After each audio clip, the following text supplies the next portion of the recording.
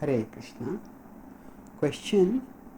Srila Prabhupada says in a Gita purport that even Sripad Shankaracharya, the leader of the impersonalists, is that Krishna does not have, that Krishna has a transcendental form. So what does Shankaracharya say exactly? That does he, if he say accepts that Krishna has a form, what does he consider that form to be, material or transcendental? Answer: Prabhupada is paraphrasing in a non-technical way what Shankaracharya says in his Bhagavad Gita purport. He says, Narayan paro avyaktat avyaktat and sambhavat. So Narayan paro avyaktat. So avyakta is the unmanifest, and beyond that is Narayan, and from this unmanifest he says and sambhavat. So anda is the Brahmanda. So it appears from the Narayan. It appears from the universe appears from the avyakta, from the unmanifest. So now, if we see Shankaracharya, his position can be understood in different ways. So if we look at scripture, there is the narrative in the Puranas, especially in the Padma Puran, which states that he tells Parvati he is going to come in Kali Yuga as a Brahmana, and he says, Maya Kalpita Devi Kalau Brahmana Rupina Murtina Mayavadam Asashastram Prachandam Bauddham Uchyate. So he says Maya Kalpita Devi. By me, this Mayavad which will be taught, which is covered Buddhism, and Kalau Brahmana Murtina, I'll come in the form of Brahmana. So this is almost like a prophecy, and we see Shankaracharya's mission is remarkably reflective of this particular statement.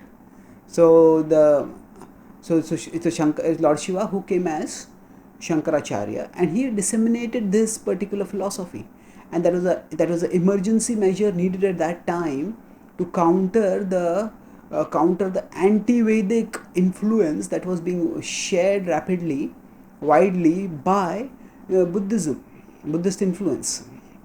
So under being attracted by Buddhism, people were rejecting the Vedas and Vedic culture, Vedic wisdom in general. So Shankaracharya brought them back within the Vedic fold by telling them about the Brahman conception in the Vedas, which was remarkably similar to the Shunya conception in Buddhism. So he served a specific purpose at that time. But within his writings, he has given enough hints wherein he talks about some reality which is higher than Brahman, and that is the reality of Bhagavan. So he has written many songs, for example, Bhaja Govindam, Bhaja Govindam. So worship Govinda. And these songs do indicate, he also says that do not waste your time in linguistic analysis of grammatical terms. Let's focus on worshipping Govinda. Such songs do indicate his profound devotional orientation, and we see that he himself used to worship. There are many pastimes wherein Narasimhadev himself appeared and satisfied him, and he received prayers for him. So when one of his disciples was in danger and Narasimhadev appeared and saved him, that's the time when he composed the Narasimha Karavalam Rasa Stotra. So he used to worship Narayan, and overall, if we see in his life, he demonstrated bhakti, and he demonstrated bhakti to Narayan. So now, if we look at, if from his life as well as through glimpses within his teachings, we can clearly see that he does give due even the paramount weightage to bhakti. But if we consider his overall writings, he had a particular mission, and consistency with that mission, he teaches Advaitavad. So when he teaches Advaitavad, he goes deep, and he tries to show how all other philosophies are subordinate to Advaitavad.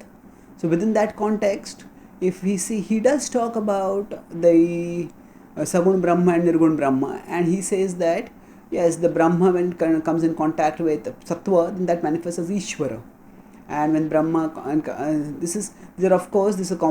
the way his teachings of Mayavad were developed subsequently, and sometimes the developments were distortions also. But that whole thing is a complex history. Essentially, when he conceives of Vishnu or Narayan, at that time he conceives of Narayan when he is doing philosophical exposition.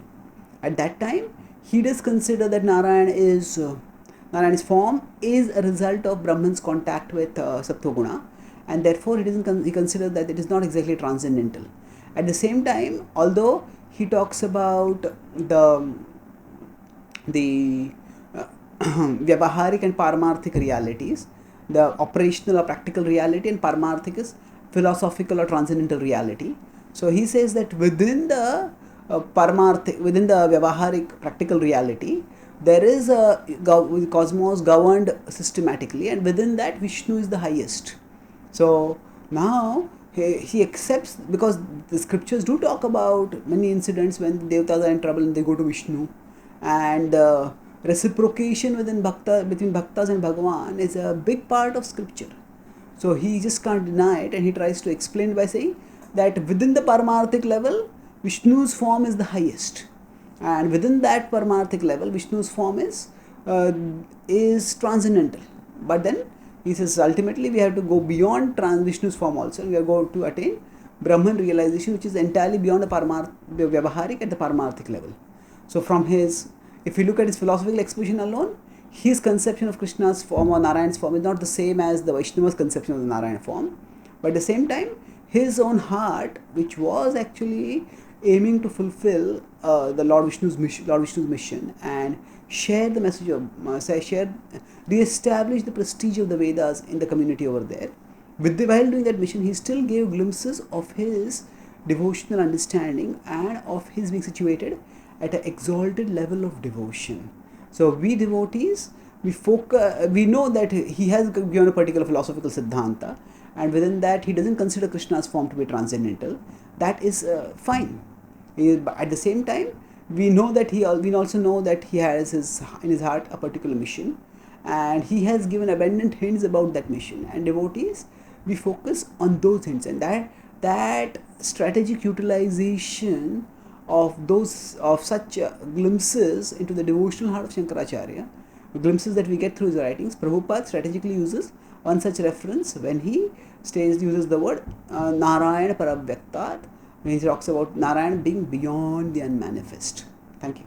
Hare Krishna.